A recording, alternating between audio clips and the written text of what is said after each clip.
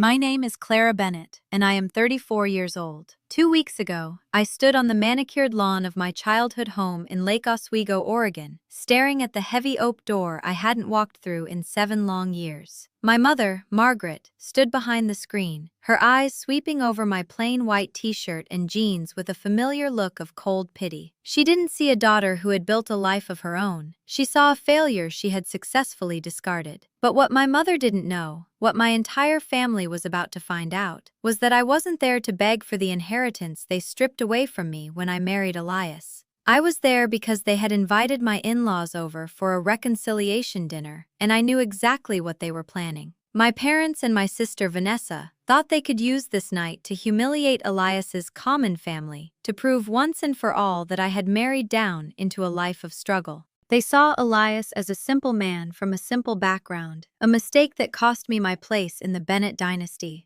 They thought they were the architects of a grand humiliation, calculated to break my marriage and bring me back to my knees. But here's the thing about records and receipts. They don't care about your pride, your social standing, or the expensive pearls you wear to dinner. They only care about the truth. In my hand, I gripped a navy blue binder, the same one I've kept in the bottom drawer of my desk for nearly a decade. It contained every returned birthday card, every vitriolic text from Vanessa, and every financial document proving that while my family was busy maintaining the hollow illusion of wealth, my husband's family had been quietly building the very empire my parents were now desperate to be saved by.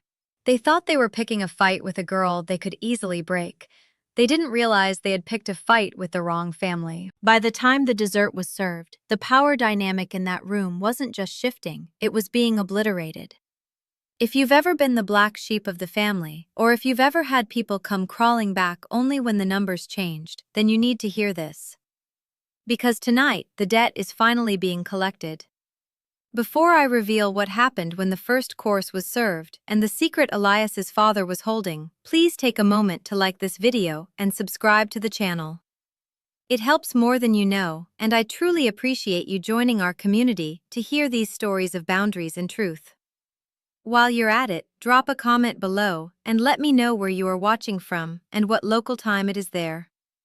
I love reading about our community from all across the globe and hearing your perspectives. Have you ever been dismissed by your own family, only to have the tables turn in a way they never expected? Tell me your story in the comments. I read every single one. Now, let me take you back to where it all began. The summer I turned 25. The summer my family decided that my love was a liability they could no longer afford. Let me take you back to the summer I turned 25. In the world I grew up in, the world of the Bennett family, love was never just about a person, it was a transaction. My father, Arthur, viewed every relationship through the lens of a balance sheet, and my mother, Margaret, saw people as accessories to her social standing. I was the quiet investment, the daughter who followed the rules, got the right degree in finance, and was expected to merge our family name with another dynasty of equal or greater value. But then I met Elias Vance. We met on a rainy Tuesday in a small, cramped library near the university. I was struggling with a complex set of regression models for my master's thesis, and he was sitting 2 tables away, calmly sketching out a logistics flowchart on a yellow legal pad. He didn't look like the men my father brought home for dinner. He didn't wear a 3-piece suit or a watch that cost more than a mid-sized sedan. He wore a simple flannel shirt and carried a worn leather satchel. When I finally huffed in frustration over my laptop, he looked up, gave me a small, steady smile, and said, "The error is in your third variable. You're overcomplicating the math." He was right. Elias was always right about the math. He was an engineer with a mind for systems and a heart that was impossibly kind.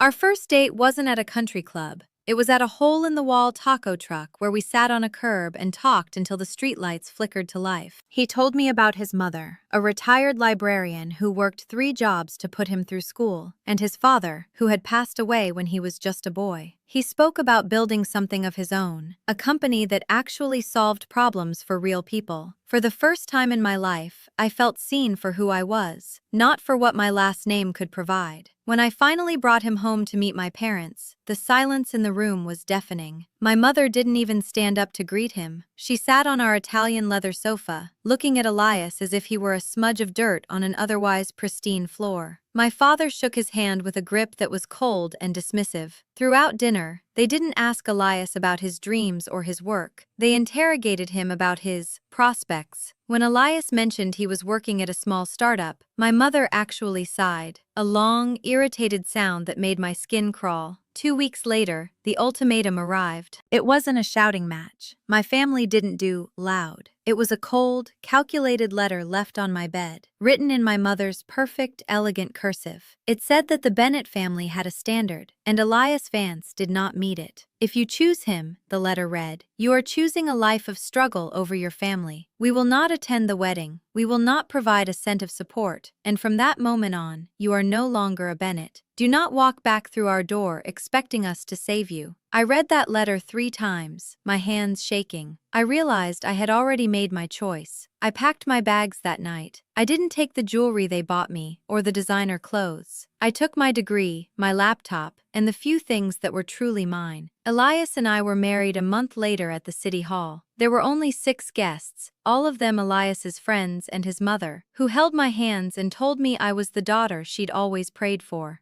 My father didn't walk me down the aisle. My mother didn't help me into a dress. My aisle was a fluorescent-lit hallway, and my dress was a $160 clearance find from a boutique downtown. But as I looked at Elias, I had never been more certain. 1 week after the wedding, I mailed a photo of us to my parents' house. On the back, I wrote, "We are happy. I hope you can be happy for us someday." The card came back 11 days later, unopened, with a red stamp across the front, "Returned to sender." That was the day I bought the navy blue binder. I opened it, slipped the returned card into the first plastic sleeve, and labeled it, Item 1, Wedding Photo, Returned, Year 1. My family thought they were erasing me. They didn't realize I was just starting to keep score. The silence that followed that returned wedding photo wasn't just a lack of communication, it was a cold, physical weight that settled over my life. For the first 2 years, every time the mail carrier walked up our path, my heart would do a painful little skip, hoping for a letter, a card, anything that signaled my parents had realized that their daughter's happiness was worth more than a social pedigree. But the mailbox only ever brought bills, advertisements, and occasionally, my own letters sent back to me, stamped with that mocking red ink.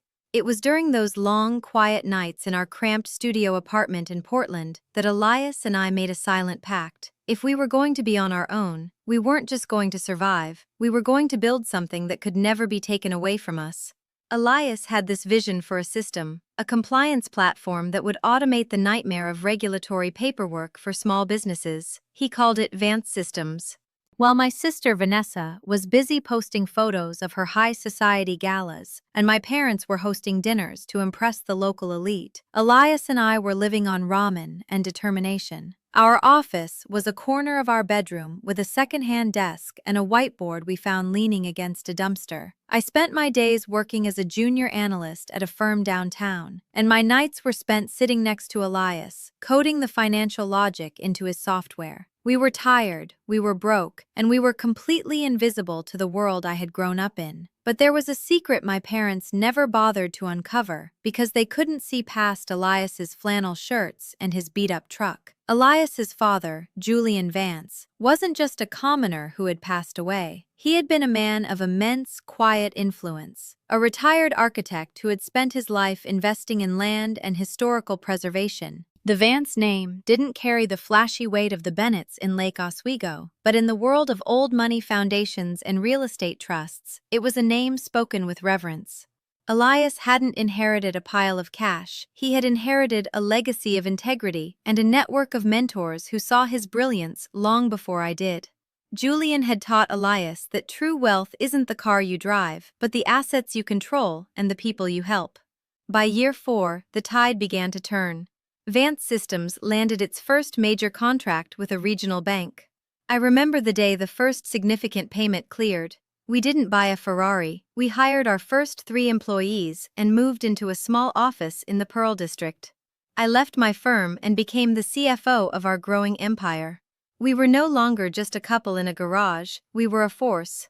By year 6, we hit our Series B funding, $12 million in investment, with a company valuation of nearly $70 million. We bought the craftsman-style home in Lake Oswego, not to be near my parents, but because I wanted a backyard with a plum tree for the children we hoped to have. I was pregnant with our daughter Maya when the first local business magazine put Elias on the cover with the headline, "The Quiet Disruptor." While our world was expanding, my parents' world was silently shrinking. I didn't know it at the time, but the Bennett family's excellence in real estate was a hollow shell. My father, Arthur, had made a series of high-risk gambles on commercial developments just before the market shifted. To maintain the illusion of their lifestyle, the club memberships, the emeralds, the designer gowns for Vanessa, they had been quietly liquidating their long-term holdings and taking out predatory lines of credit. They were drowning in a sea of high-interest debt, and the only thing keeping them afloat was their pride. I started seeing the signs through the Whisper network of old family friends who still followed me on LinkedIn. They would send me screenshots of my parents' properties being listed for sale, or tell me that Vanessa's fiancé had suddenly delayed their wedding. Then came the reconnaissance. I noticed private views on my social media profiles from accounts that had no names, but were based in Lake Oswego. I saw my sister Vanessa's name pop up in the Who's Viewed Your Profile section on LinkedIn 3 times in 1 week. They were watching, they were calculating. They were seeing the common man I married being invited to speak at global tech summits. They were seeing the daughter they disowned being named one of the most influential CFOs under 40. The red stamp stopped coming in year 7. Instead, the air became thick with a different kind of silence. The silence of people who realize they've made a catastrophic mathematical error. They had disowned me because they thought I was a liability. Now, they were looking at their own balance sheets and realizing that I was the only asset they had left. When Vanessa finally called me out of the blue, her voice was sweet. Too sweet, like honey poured over a blade. She didn't ask how Maya was. She didn't ask about the 7 years of silence. She said, "Mom and Dad miss you, Clara. We all do. Let's have dinner next Tuesday. Bring Elias and his family. It's time we put the past behind us." I looked at the navy binder on my desk, flipping to the tab labeled Year 7. I knew this wasn't an apology, it was a summons. And I knew exactly why they wanted my in-laws there. They wanted to see if they could still find a way to make us feel small, even while they were begging us to save them. I looked at Elias, who was holding Maya in the next room, and I told Vanessa, "We'll be there." The phone rang on a Tuesday afternoon, just as I was finalizing the quarterly projections for our newest expansion. I didn't recognize the number, but the area code was Lake Oswego, a digital footprint from a world I thought had finished with me. When I picked up, the voice on the other end was like honey poured over a razor blade. "Clara? It's Vanessa." No hello, no, I'm sorry for the 7 years of silence, and certainly no questions about her niece. Just that practiced, high society lilt that treated my life like a minor inconvenience she was finally ready to manage. "Mom and Dad have been doing a lot of reflecting," she continued, her tone so sugary it made my teeth ache. "They've realized that family is everything, and they want to put this misunderstanding behind us. They're hosting a dinner next Sunday. A private affair, just the family. And they specifically asked me to tell you to bring Elias and his parents. They want to finally welcome the whole family into the fold." I sat in my office, staring out at the Portland skyline, and I felt a cold chill settle in my chest. I knew the Bennett playbook. They didn't do reconciliation for the sake of love. They did it for the sake of optics or survival. I had seen the reports. I knew my father's development projects were stalling, and their lines of credit were being choked off by the very banks Elias was now partnering with. This wasn't an olive branch, it was a net. They wanted to get the common in-laws in a room, humiliate them one last time to regain a sense of power, and then pivot to a desperate financial ask. When Elias came home, I told him about the call. I told him I wanted to say no, to protect his parents from the venom I knew my mother was already brewing.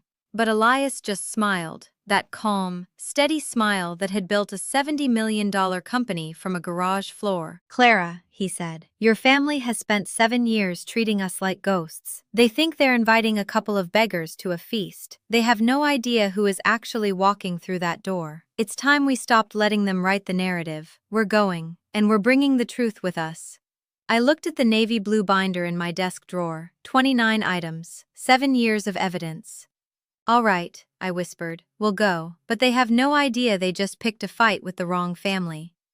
Sunday arrived with a sky the color of a bruised plum. As we pulled into the long, winding driveway of the Bennett estate in Elias's 10-year-old Ford F-150, I could see my mother Margaret standing behind the floor-to-ceiling windows of the formal parlor. She was draped in silk and wearing the heavy gold necklace my father had bought her during the good years. Next to us, Elias's parents, Julian and Cora, sat quietly. They were dressed in their Sunday best. Simple, well-pressed clothes that spoke of a life lived with dignity rather than display. Julian, a man of few words and deep eyes, adjusted his tie. Cora reached over and squeezed my hand. "It's just dinner, Clara," she whispered, but I knew better. I could feel the navy binder in my bag like a loaded weapon. The moment we stepped inside, the air shifted. It was cold, sterile, and smelled of expensive lilies and desperation. My father, Arthur, greeted us not with a hug, but with a stiff, formal nod.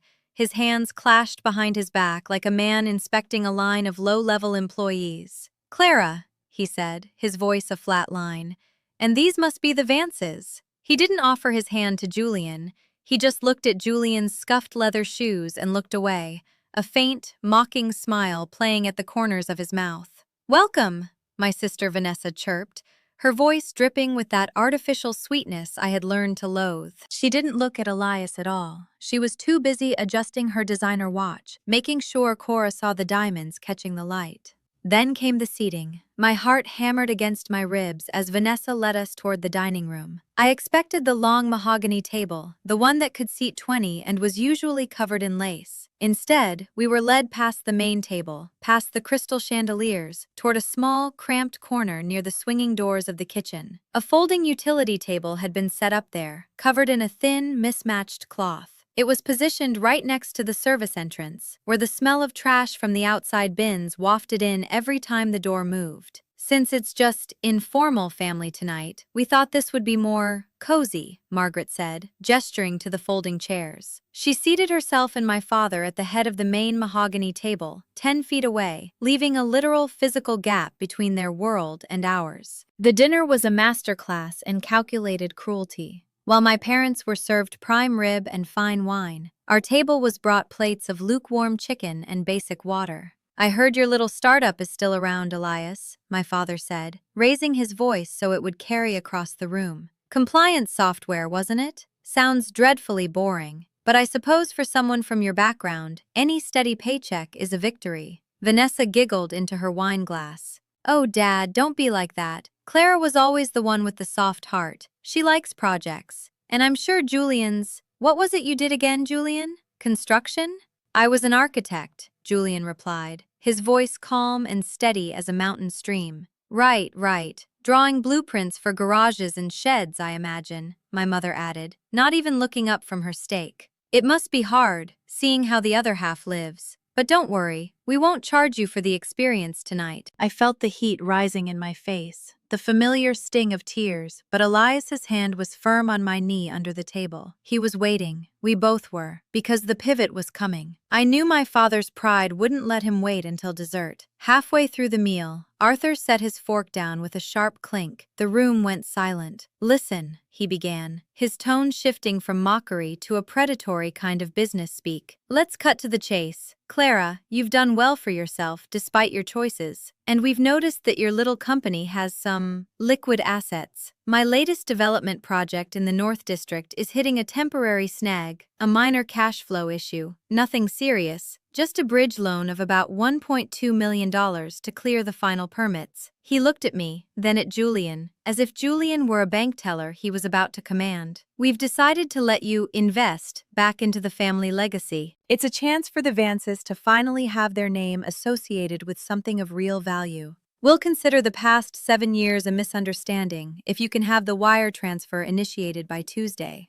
"And if we don't?" I asked, my voice trembling with a mixture of rage and cold clarity. My mother leaned forward, her eyes narrowing. "Then don't be surprised when your startup finds itself facing some very influential roadblocks in this city, Clara. We still have friends. You're either part of this family and its obligations, or you're an outsider sitting by the trash. Choose carefully. I looked at Elias. I looked at Julian and Cora, who were sitting there being treated like beggars in a home they could have bought 5 times over. I reached into my bag and pulled out the navy blue binder. "You want to talk about family obligations, Dad?" I said, standing up. "Then let's talk about the math of the last 7 years."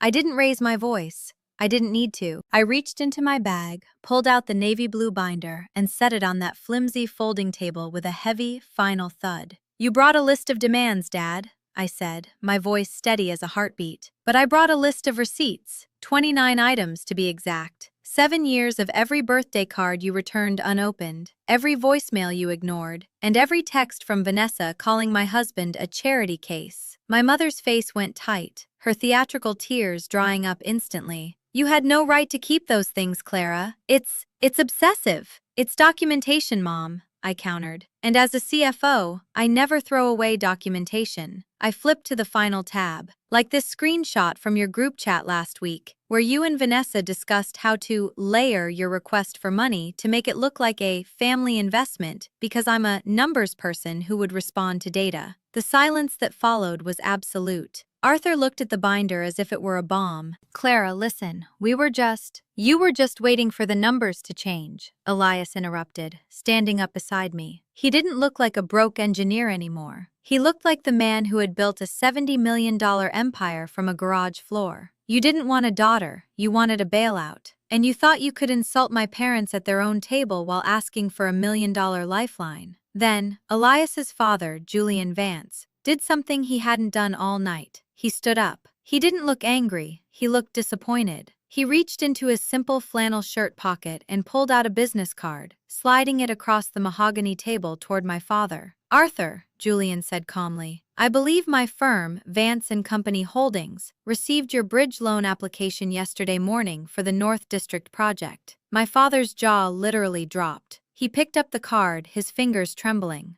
"Vance and Company? You're the chairman?" "I am," Julian replied. "And as of 5 minutes ago, your application is denied. Not because of your credit score, but because of your character. I was going to approve it as a wedding gift to my son and daughter-in-law. I wanted to see if the stories Clara told me about your high standards were true. Tonight, you proved they were. You just didn't realize that my standards for respect are much higher than your standards for money."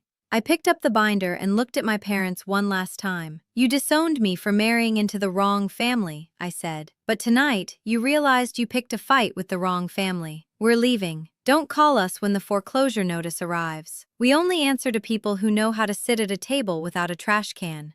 We walked out of that house, leaving them standing in the hollow silence of their own pride. As the door clicked shut, I felt 19 years of weight lift off my shoulders. I didn't have my parents' approval, but I had my life, my husband, and a future that no seating arrangement could ever touch.